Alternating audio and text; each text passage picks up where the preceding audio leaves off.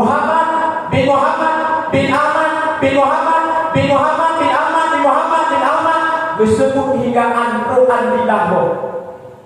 Kemudian Nabi Musa, ya Muhammad, posisi tak pegang umat kata dalam tak pegang umat kata cerdas dalam lentanya sonan mendam kok dijawab antu tidakku. Cuma lentanya sonan Muhammad kawin ini jawab tidakku.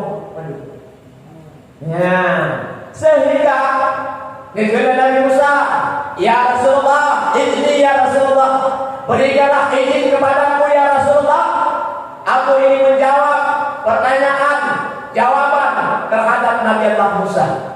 Kemudian Imam Ghazali, ya Nabi Allah, ya Nabi Allah Musa, pernah kamu berkalam dengan Allah?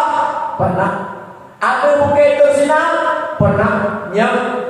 Dan berarti wajah berkalam dengan Allah, wajahnya Allah menanya terhadap Rasul Nabi Musa, ishhada, upaya tungkat yang Allah jaro kata wahai Nabi Allah Musa.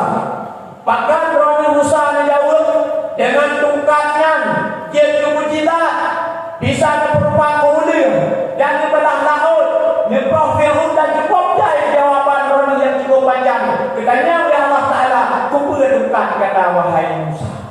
Maka jawaban Rasul yang panjang.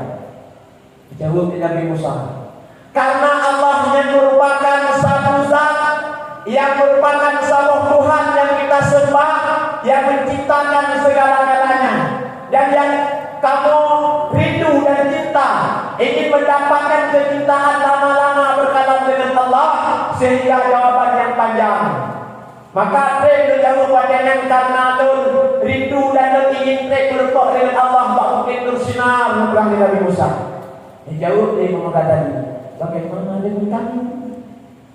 Kamu yang pun berubah dengan kekasih, dengan kecintaan, kerinduan, dengan rawatan, dengan sayyidina wa habibana wa maulana Muhammad. Bagaimana dengan jawaban yang pendek, singkat kami bertemu denganmu, kami rindu. Nabi Musa, ibadah kepada Nabi Musa, ya Muhammad, cerdas umat kata wahai Muhammad.